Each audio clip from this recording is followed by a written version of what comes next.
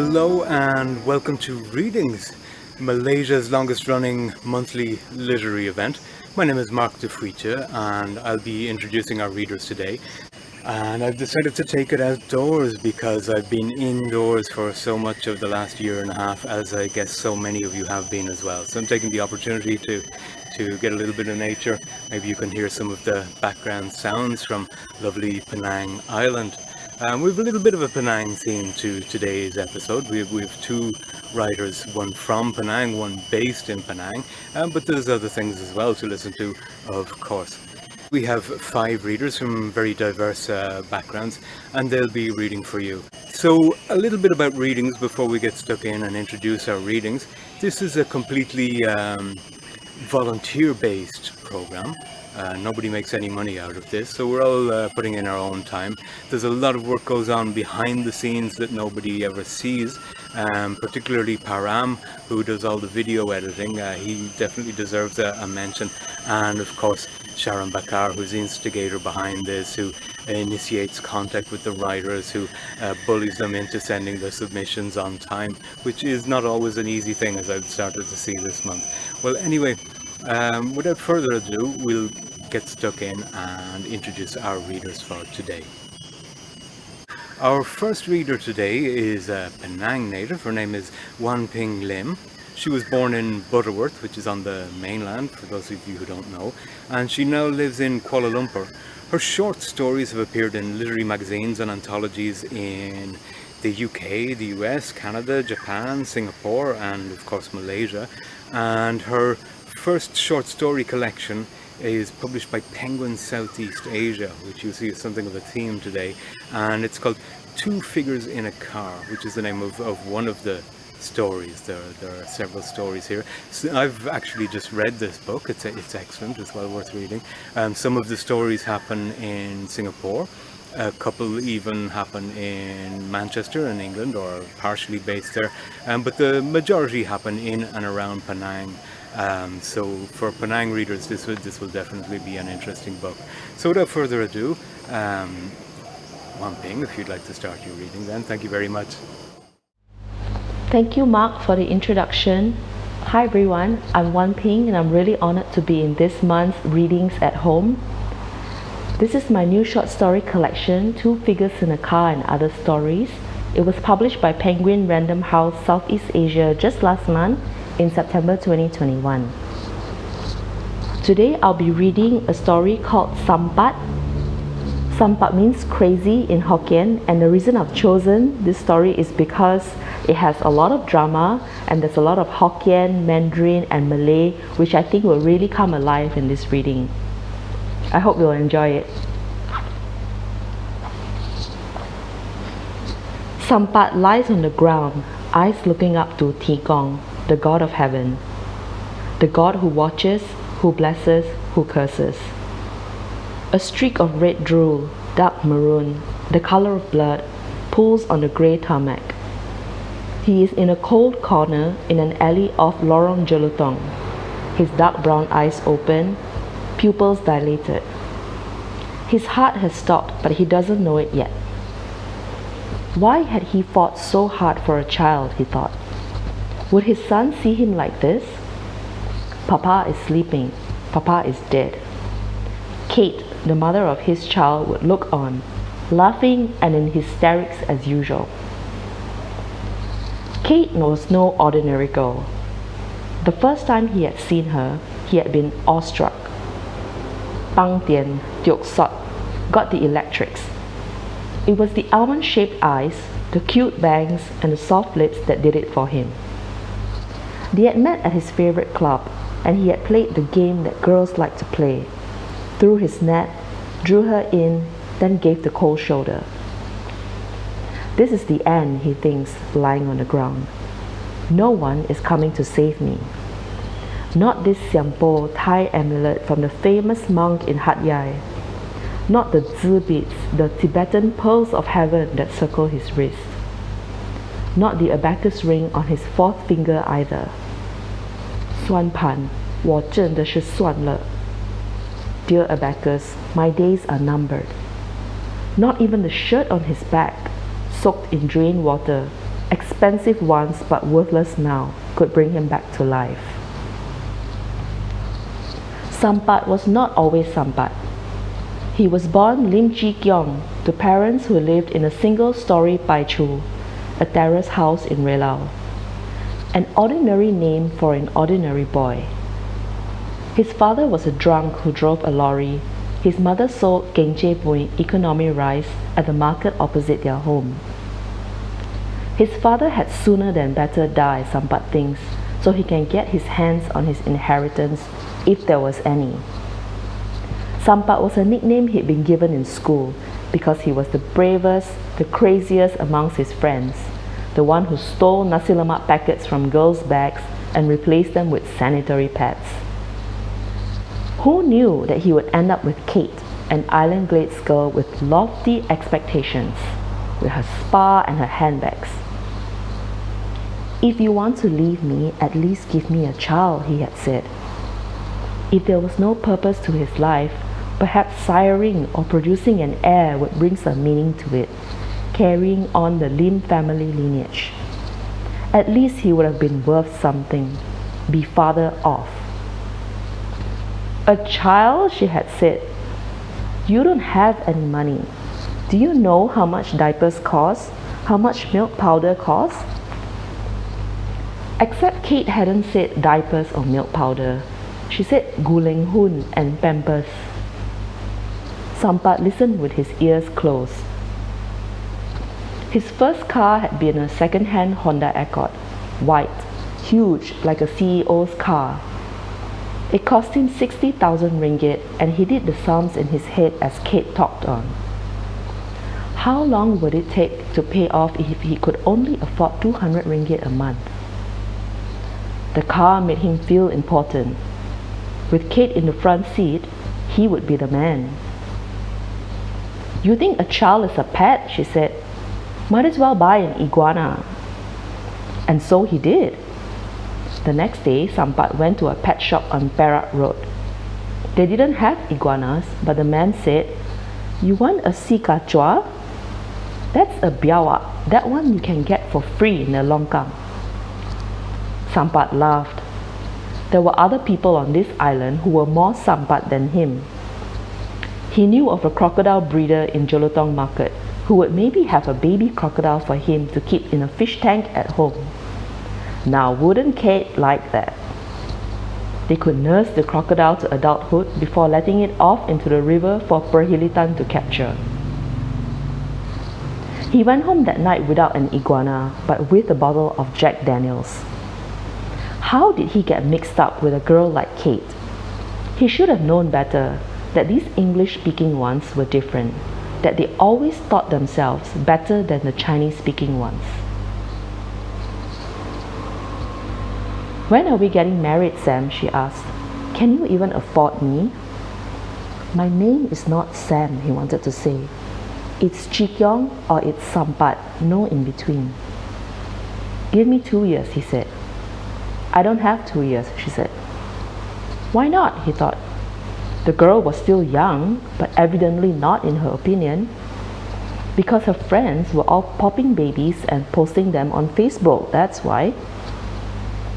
That night, he had threatened to hit her, raise his hand, but smashed the jewelry box on the dressing table instead, the one with the multicolored mosaic that looked like a chameleon, like an iguana, the one that Kate said her father had bought for her from Barcelona. She didn't talk to Sampat for days after. But really, he would never hit a woman, not in his life, certainly not the future mother of his child. Would that be better than breaking her perfume bottles though? Someday, if he was angry enough, he would smash her dressing table clean with a baseball bat in his car, a weapon he kept for road bullies. I need to get out of this island, he thinks. If I'm going to stay sane, be somebody, make a life for myself, I need to leave. Go to Singapore and tiao pui ki, jump aeroplane, a slang to mean working illegally in a foreign country, like his neighbor Akun from Two Doors Town. But on the night he was about to leave for Singapore, Kate had pulled a good one on him. I'm pregnant, Sam, and I'm not getting an abortion again. Again? Why hadn't he known about the first one? Or did the first one have nothing to do with him? But I leave for Singapore tomorrow, he said. No, you're not, you coward. We have to get married. This is for real now. How were they going to get married without the Singapore dollars? Nothing criminal, just quick simple work for 30 days, cash in hand. His bed was already booked for him. Akun and the restaurant manager waiting for him in the kitchen. He would share a HDB room with other Malaysians in Kallang. I'll get an abortion if you don't marry me. All right. I'll ring up the restaurant tomorrow, check the prices, he said. The restaurant? We can't even afford a hotel? Now what will people think? I'll have to ask my father again for money because my husband-to-be can't afford it, she said. Sampat knew it was futile. He never gave her any money, only paid for their meals when they ate out. He changed tack. You're fooling around, aren't you? Is that why you want to get married so quickly? I swear I'll hunt down every man you've ever slept with and pour acid on their faces. Me? Fool around? Kate laughed. After being seen with a chow abeng like you, I'm ruined. Do you know what my friends call you? Sampat Tong. Oh, please, he said. Look where love got me, she said. My father was right. You're nothing but a samseng kia, a gangster wannabe. And Sam isn't even your real name. If it wasn't for those Lacoste t-shirts I buy you, the ones I make you wear, you would have no class. How is it that you fell in love with me in the first place if I'm a low-class abeng, he said. Look at your belly, she said. Put a shirt on, please. My sister's coming over. I don't care what she thinks, he says. Don't care what nobody thinks, do you? You disgust me. You are menjijikkan, she said. What? Menjijikkan? You Juana Po, he said. You speaking Malay now? Be my guest. But don't forget you're Chinese. Don't forget your roots. And stop hanging out with that high school crush of yours. That half Malay, half Chinese mongrel. Kate laughed. You're jealous, aren't you, Sam? Admit it. Is the baby even mine? He asked. How can you ask me a question like that? She said. You're so insecure. You have such low self-esteem. Don't throw those big English words at me, he said. Sometimes, she said, I don't even know why I'm with you. Well, that's it. I hope you enjoyed the story. You can buy this. It's available in all major bookstores or on bookdepository.com. But I recommend Lit Books. It's an indie bookstore in Tropicana, PJ. Thanks, everyone. Bye. Our next reader is a Malaysian US-based writer who goes by the pseudonym Kobiso. We don't know a lot about her. We haven't even seen a photo of her. So she won't be reading, you won't see her reading it. It would be something that would be read today. So it's a little bit unusual, keeping anonymity, which we know for various different reasons in Malaysia is sometimes a safe thing to do. Her first book, Oh, I Thought I Was the Only One, that's the title of the book, was published in 2012. It's a self-help book aimed at creating awareness of common psychological issues. In 2013, she published her second book called Oh, I Thought I Was the Only One 2, the sequel, which focuses on how children experience various stresses in their lives and teaching them skills to overcome these stresses. So very worthwhile work. Her latest book, Looking After the Ashes, is published again by Penguin Southeast Asia, and it also figures a cover and artwork by PJ-based illustrator Koo Lit, so there's pleasure for the eyes there as well as for the ears, and we might even see some of those images then. Well, without further ado, take it away, Kobiso. Thank you, Mark, for that lovely introduction. Hi, I'm Kobiso, and I will be reading from Looking After the Ashes. Chapter 10 Spirit of the Coin in Hairdressers. My middle and late childhood years were my most interesting years because that's when I held the power to predict the future, or so I thought. One day, my sister, cousins, some neighborhood kids and I were playing Spirit of the Coin, a cheap version of the Ouija board. Almost every day after school, we would gather and ask the spirit important questions about our lives. Some of my questions were, what will I be when I grow up? The spirit spelled out Teacher. He, she, it was actually quite right on this one. What are my husband's initials? The spirit spelled out BKN. After we were done asking questions, we would offer sugar to the spirit to go home. Anyway, after this particular session, for the longest time, I searched for a boy with those initials. I looked for him everywhere.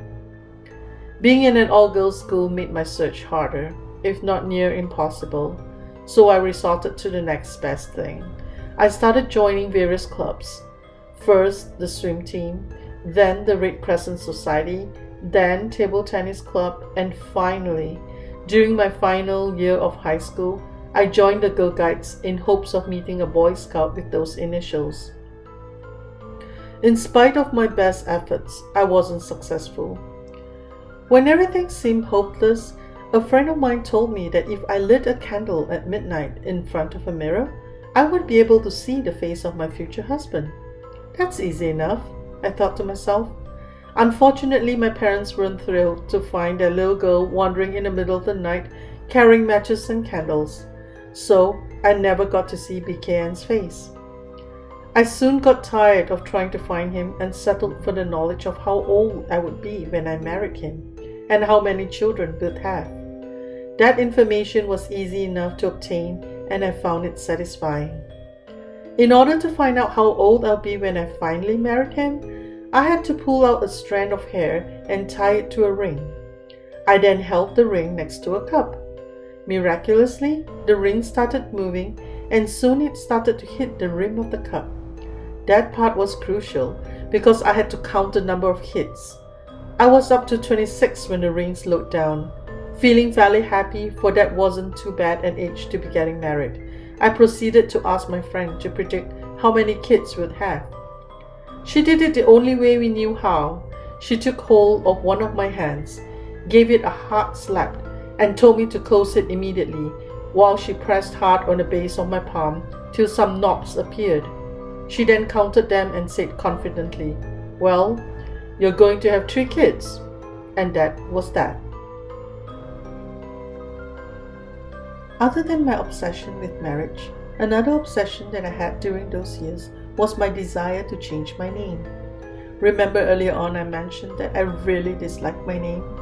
Now that I was older, I felt that I could actually make this happen. I remember trying desperately to change my name to Jill after watching episodes of Charlie's Angels. Farrah Fawcett was so beautiful, but no one would call me that. They even laughed at me. My grandma got upset at me for trying to change my name because she was the one who had chosen my name for me.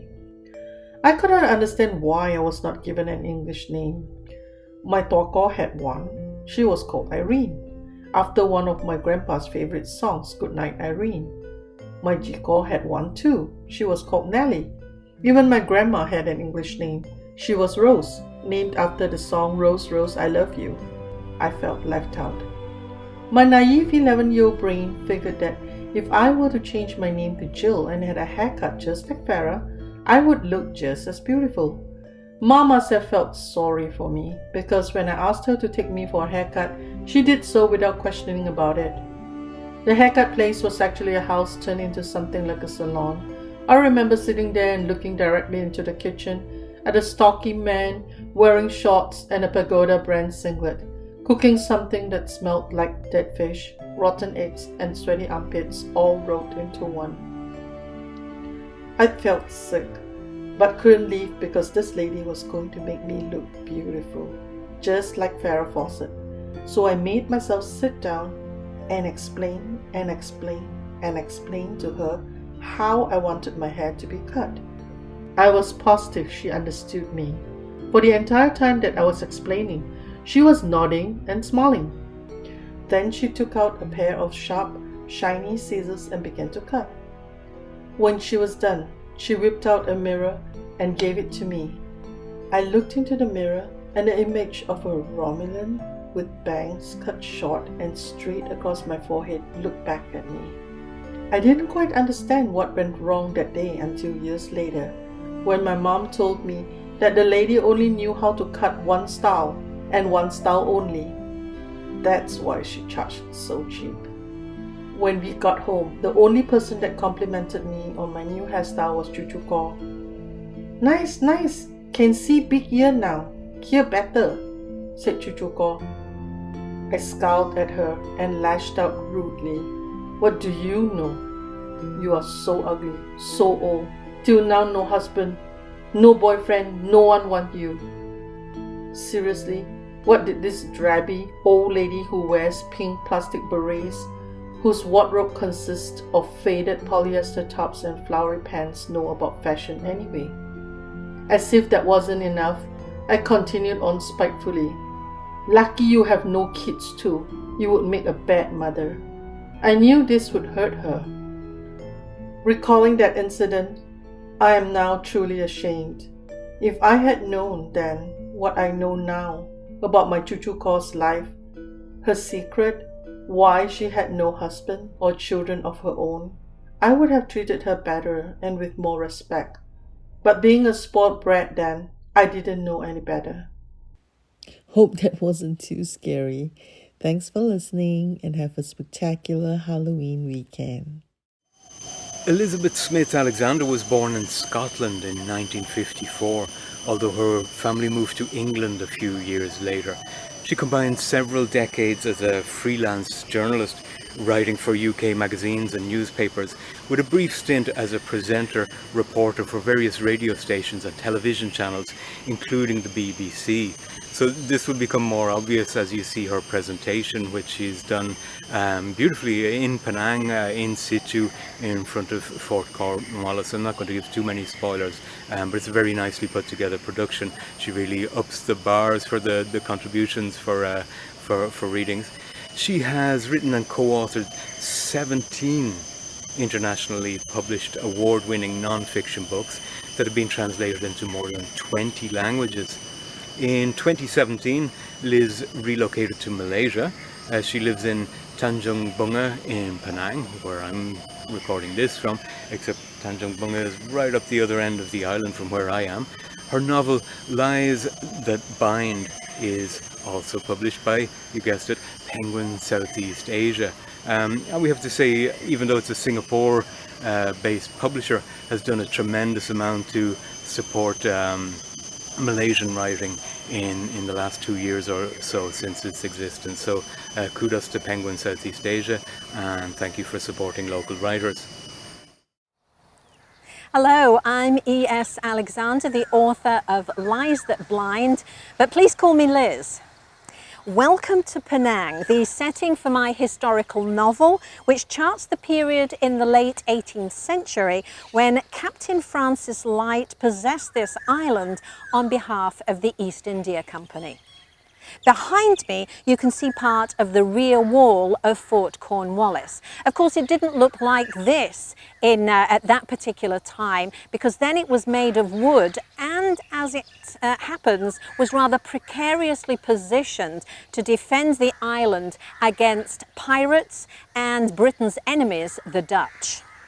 In front of me is the stretch of water known as the Straits of Malacca, which at that time separated Penang from the Kingdom of Kedah, whose Sultan was the legal owner of Penang. Before I begin my reading, here's a brief video to help set the scene for you, not least the stakes for Captain Francis Light in keeping control of Penang.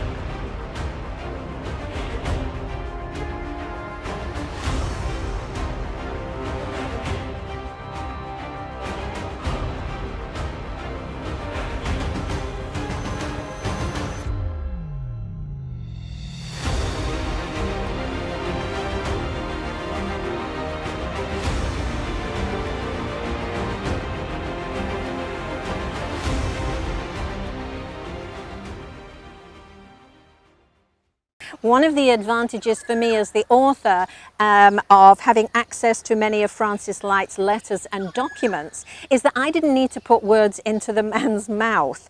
Much of what you'll hear him say in the following extract is historical fact supported by his own writings.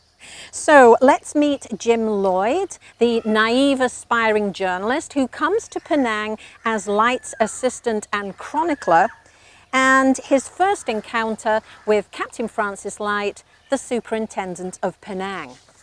Georgetown, Penang, Wednesday the 7th of January, 1789. Captain Light announced that we had arrived at my lodgings and that he would speak first with the Chinese owner, a relative of their headman or Capitan China, Ko Lei Huan.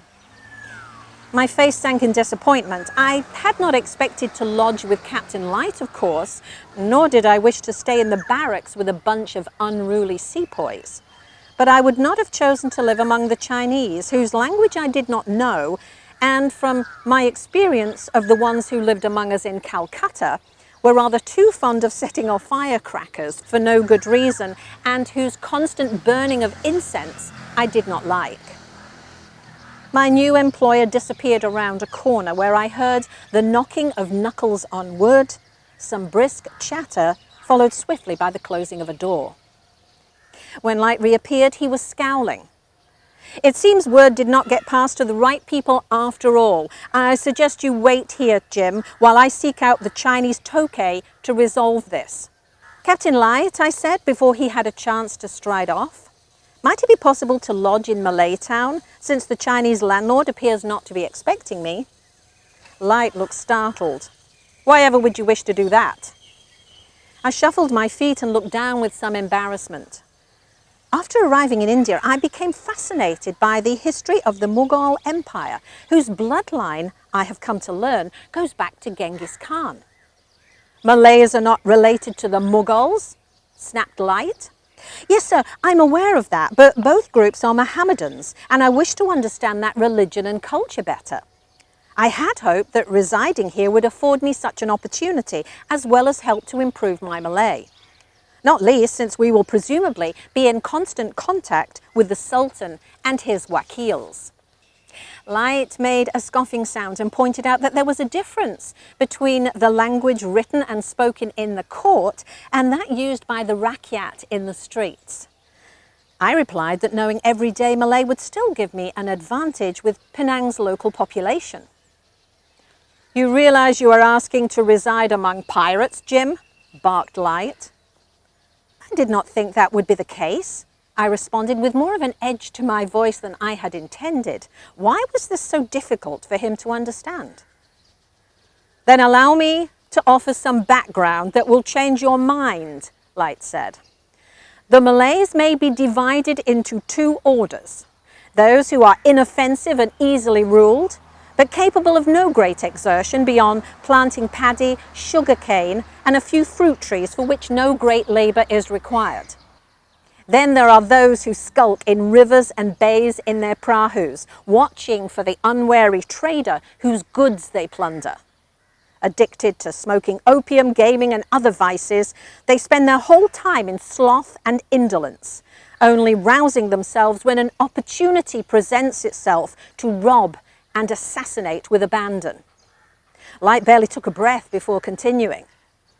The feudal government of the Malays encourages these pirates, since every chief is desirous of procuring these desperate fellows to bring him plunder and execute his revengeful purposes. Like a court prosecutor confident that his summation would return a guilty verdict, Captain Light looked at me, but obviously did not expect this reply. I'm still interested to live among the Malays, sir, if the additional distance to their township would not cause you too much extra exertion. Light's face appeared to darken, as if a rain cloud had singled him out. His eyes narrowed and his voice seemed to chill the surrounding air. I already have 3 sets of antagonists. Sultan Abdullah of Kedah grows increasingly impatient over the treaty we had expected by now would be ratified by Bengal and London. Lord Cornwallis, whose notorious parsimony prevents me from investing in further benefits to this new settlement, and appears ignorant of the fact that a rising settlement cannot be expected to yield much profit. And our European enemies, the Dutch, who eye my success here with increasing jealousy and hatred.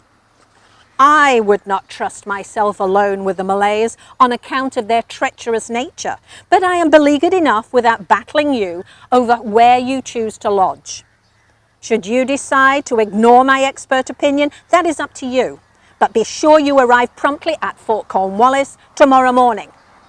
And with that, Francis Light turned on his heels and hurried off. Had it not been for my surprise at Light's explosive reaction, I might have bolted after him to say I would lodge with the Chinese after all. But I became as rooted to the spot as a tree.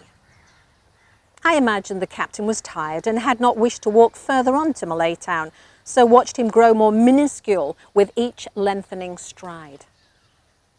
Disappointed at this inauspicious start to my employment, I determined to apply myself with the utmost energy and diligence so that I might demonstrate my value to Penang's superintendent the very next day.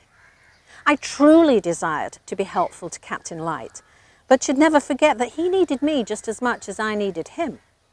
After all, I had just freed myself from the yoke of one oppressor who sought to constrain my personal liberty. I did not need to substitute father with Captain Francis Light. With that thought, I turned heel myself and made towards Malaytown, confident that I had sufficient language to make myself understood and enough money to pay for a bed and food. As I grew closer to the kampung, past a smattering of fierce-looking Armenians, I began to doubt the wisdom of my stubbornness. If Light was right about the piratical Malays, I might end up with my throat cut before the morning. Thank you very much for listening to this extract from Lies That Blind by E.S. Alexander, and I do hope that you will enjoy the book.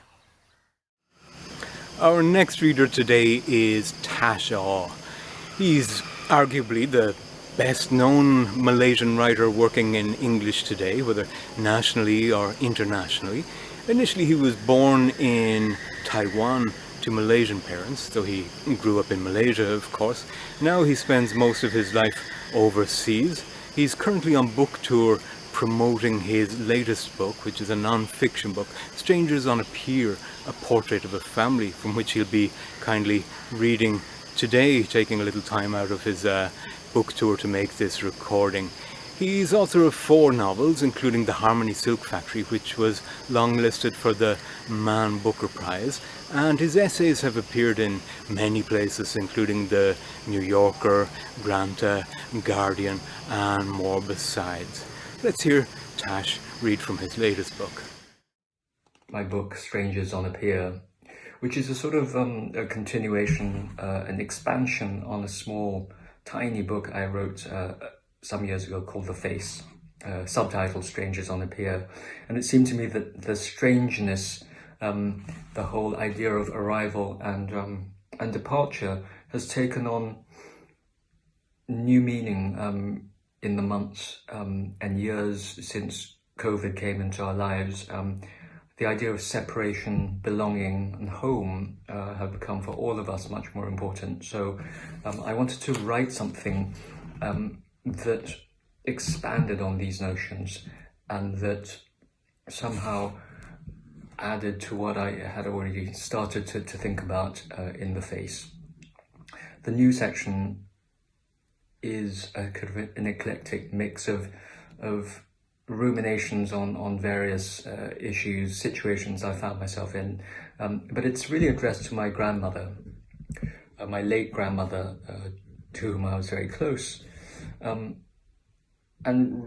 really it was a kind of closeness that I think a lot of us are familiar with, because I didn't spend that much time with her. I didn't have that kind of nostalgic, warm, loving relationship that I would have liked to have had, because we were both too busy doing our own thing. We were both too busy surviving.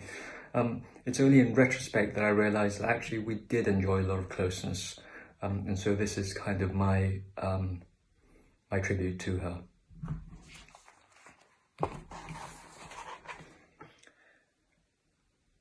When I was at university in Britain, I found myself talking to a fellow student, a willowy blonde boy from an old grand family who was summarizing his genealogy. Only one part of my family is aristocratic, he laughed. The other part is just 19th century industrial money. I listened carefully as he patiently explained the hierarchy of dukes, marquises, earls, and so on. I was new to the country and fascinated by people's interest in social backgrounds. Fascinated also by the way the British were able to make this interest seem so casual that any curiosity about family circumstances felt almost incidental, ancillary to politeness. It was lunchtime. Other students joined us, setting down their trays on the long refectory tables and slipping easily into the conversation about families and lineage while they ate a curious dish that I remember clearly, chicken à la king. British eating habits, which seemed impossibly complex and exotic, were another of my early fascinations with the country. If dinner was sometimes tea, when was tea? Why was tea sometimes finger sandwiches, sometimes chips and egg? Was supper the same as dinner? It certainly wasn't the same as suya we had back in Malaysia. I was also mystified by the question of education. Why were private schools public? The terminology of toilets, plastic basins and kitchen sinks, and so on. I'm always really surprised, the blonde boy said, when people don't know the maiden names of their 4 great-grandmothers. He was teased by the others for being posh, but they nonetheless rose to the challenge and managed to dredge up 1 or 2 of their great-grandmothers' names, or at least a few salient facts of their lives. One, the daughter of a Galician sailor caught up in a storm and swept all the way to Wales. Another, a shepherdess in Cumbria. Someone else, a seamstress of lace, some pieces of which had been handed down all the way to her great-grandchildren. One great-grandmother had had an affair with a French count whose father had been the inspiration for a minor character in Search of Lost Time. I kept silent and laughed, as if it was all a joke, to hide the fact that I was thinking of you, to hide the awkwardness of having no knowledge of who your mother was. Her name had long since been scrubbed from our family's collective memory, our country's too. Of her face, nothing is remembered. The way she laughed, the things that made her happy or enraged, the people she loved, those who oppressed her. Nothing has been retained. It is the same story on the other side of our family, as it is with almost all the friends in Malaysia to whom I asked the question the blonde boy asked me. Who were your great-grandparents? Dodo must have been labourers from Madras, farmers in Fujian province, is the most detailed answer I get. Everything else is lost. No one knows exactly what year you were born in or where. All we know is that you were born in a remote village, a cluster of wooden houses deep in the jungle. Some very ulu place is how my mother puts it. She deduces the inaccessibility and deprivation of your birthplace from the fact you once told her that when your father died, you were still a small child then. His body had to be transported to the nearest hospital by bullock cart, dragged out of the jungle by guqia. My mother didn't think to ask where this took place, and you didn't elaborate. Already, you believed that your story was not important. To be born a girl in a poor family early in the 20th century was to resign yourself to certain facts. You would not be sent to school. You would instead be put to work at the earliest age. You would wait to be married to the first suitable man who came for you. You would have children with him. Your life would be less important than that of your families. Your past and your present would give way to their future. How would you tell your story anyway, even to those close to you? Once, my sister, still very small, in her early days of school, innocently asked you what your favourite subject was when you were at school. I was still a child too, but old enough to understand the embarrassment of the question.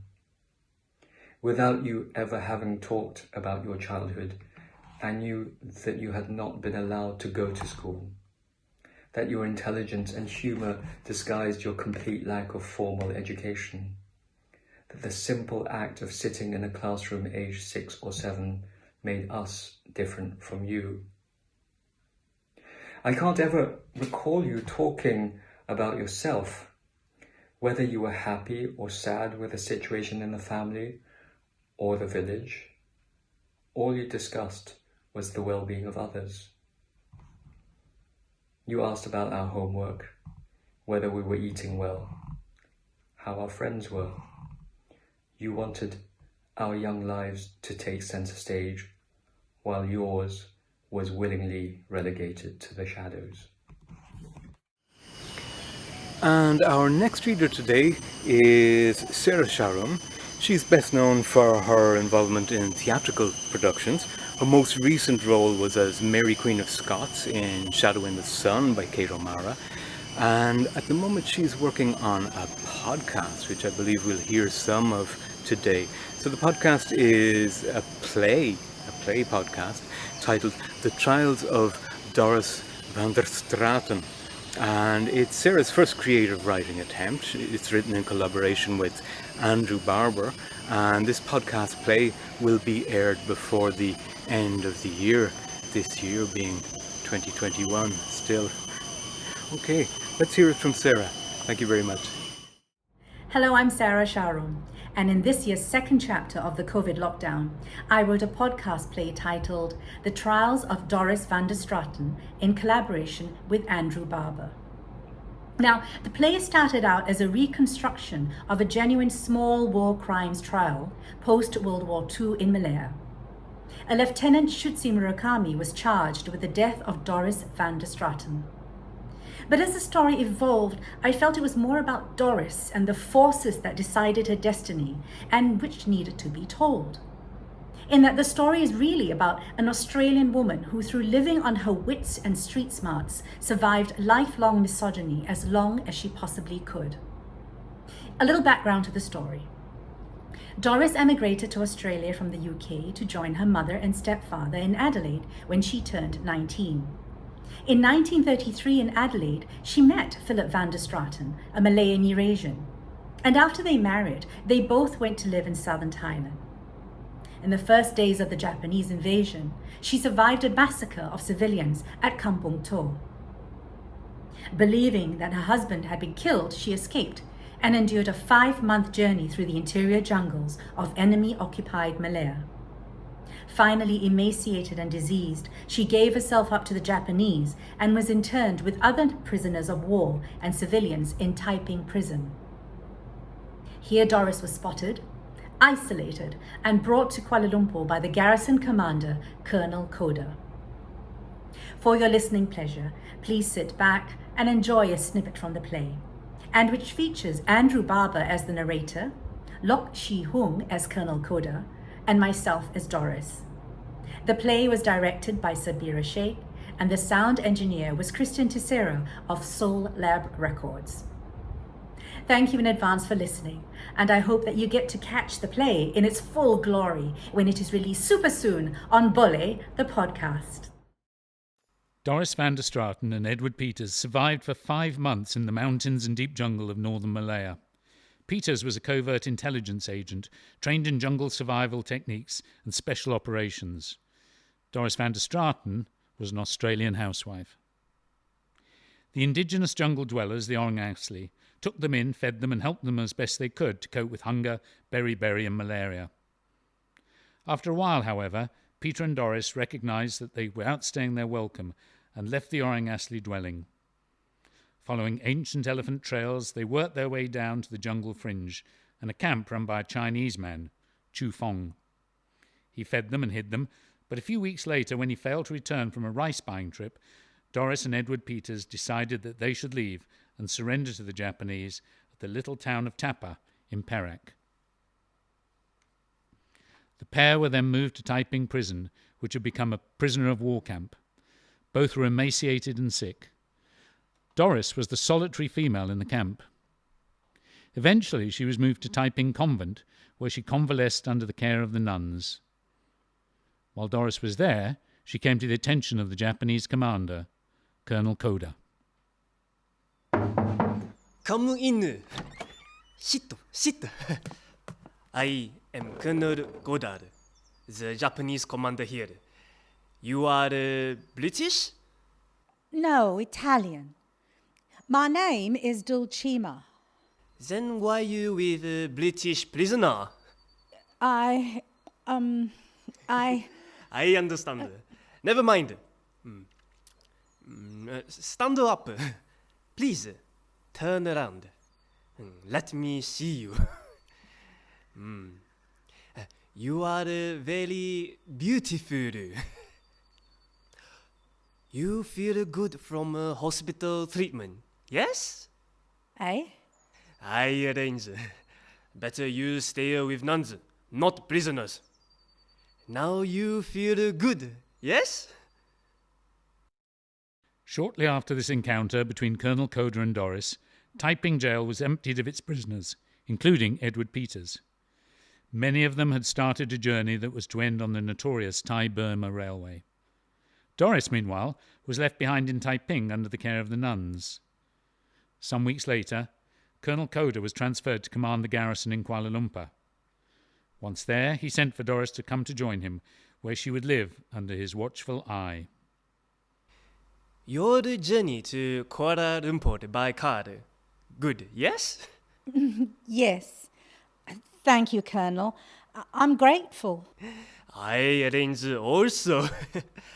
You see, I arrange many things good for you. Your house, good, yes? Oh, yes. Thank you, Colonel.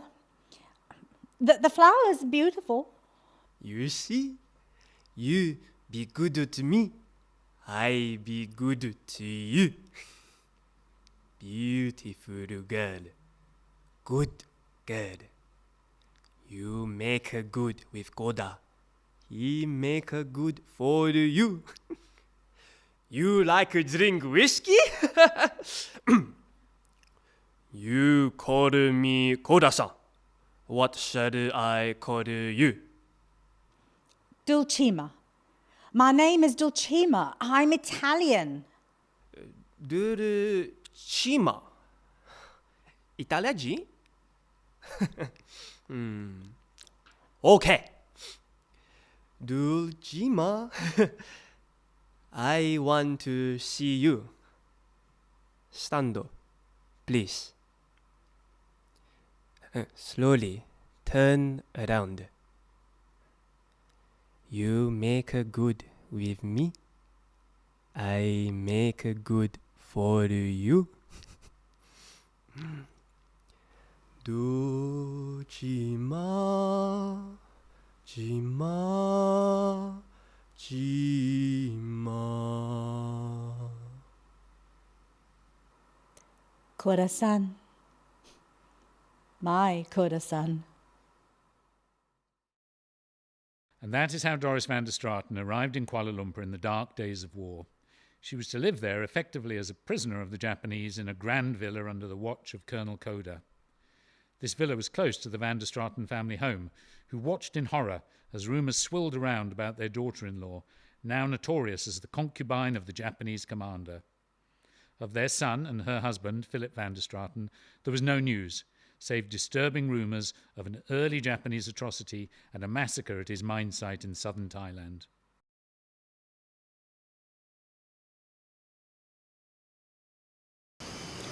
Well, that about wraps it up for today's reading session. Thank you everybody who's watched. Thank you everybody who's read.